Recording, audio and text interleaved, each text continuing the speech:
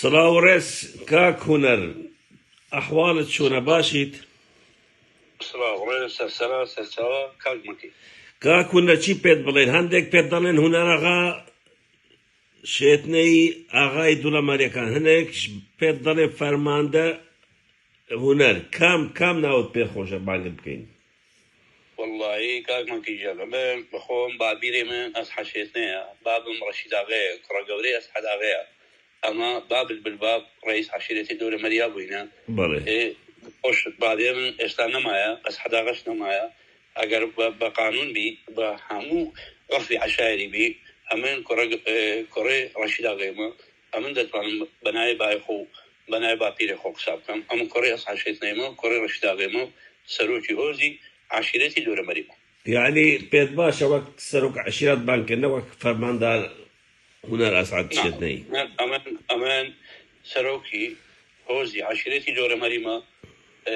بس يترين بيش مرقية جيتيش إيه باشا بخير بيت كاك هنر بسارك ديدا كم لسر بابتي تيرور كردني هاوكار جاف لهولير أو أبو بارتي سيناريو يكي درس كردو تومتكي بو زوني سوزي برد أتو بيت شونة أم بابتا يعني أقر بك كورتي باس بكي ورولي أجي أمين لنا أو موضوعات شيبو والله بيشيشي تيرور كردن هيس كاري برادراني يشتين اجتماعي كردستانية أمان يكشتي ببراي خوارم بله خيرا أندامي مكتب سياسي بارتي لنا هولي ردا كجريو خلق لنا هولي ردا كجريو أو خلق إهانة دكنو يعني برسالة تلفوني خاوي لخلشي ورجلن هولي ردا استالو دسلمين بمستمسك أو خلقيان أو ها سوسانديتو كستناكا بس أو هاو كرزاب أو هابو موضوعاتي جورا لسمعية شيتي بدنيانية شيتي بيمشينيان أو برادر أو جنزة زوانانا بإهانة بكن والله كاغمكي خوا شاهدة خوا بيغمبر شاهدة هيس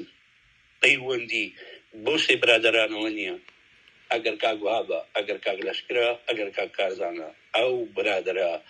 كشرايا شهيد كرايا بومبيان لودانايا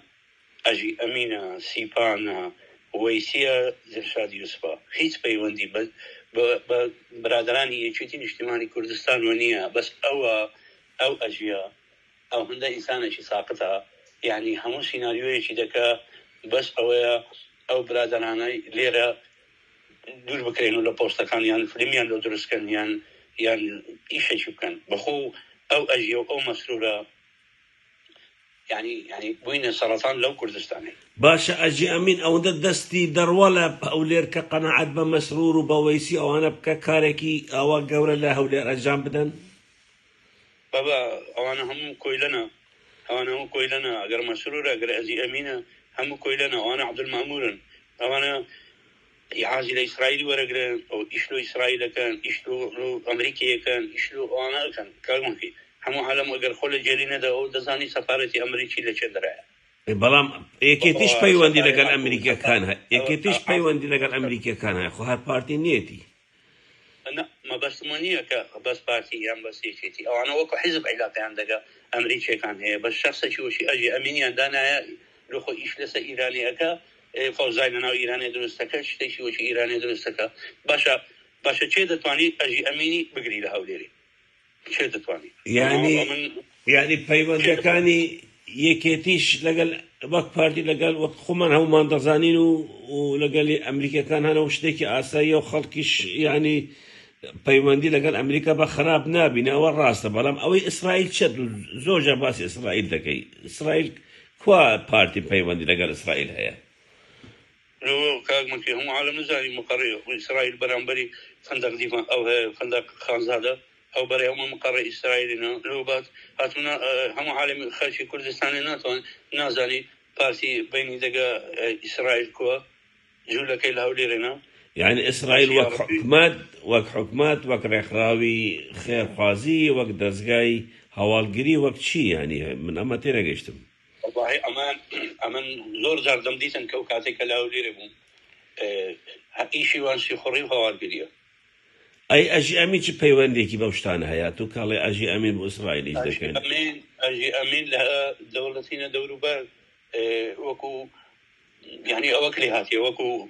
رئيس عصابك لي هاتيا الهوليري يعني غصبا عشوارب لسماري ملا مصطفى عندنا غصبا عشوارب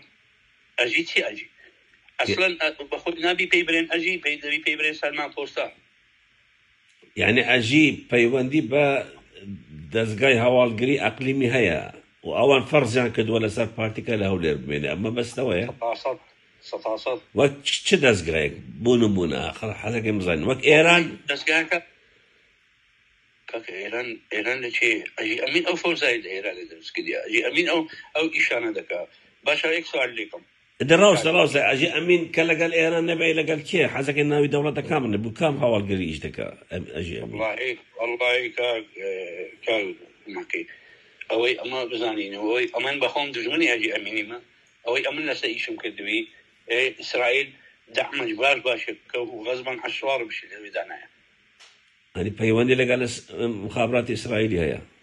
زور بقوتش بقريشان لو تشول كرديا بقريشان لو تشول كردوا باشا هيك سؤال اللي دكم أجي أمين عندما مكتب سياسي أنا هيك كريت أنا رايشكاري أنجمني أسايش بكوبتري هاتي شوية كتشتوي هيك هذا لو منازع يا جميل سكا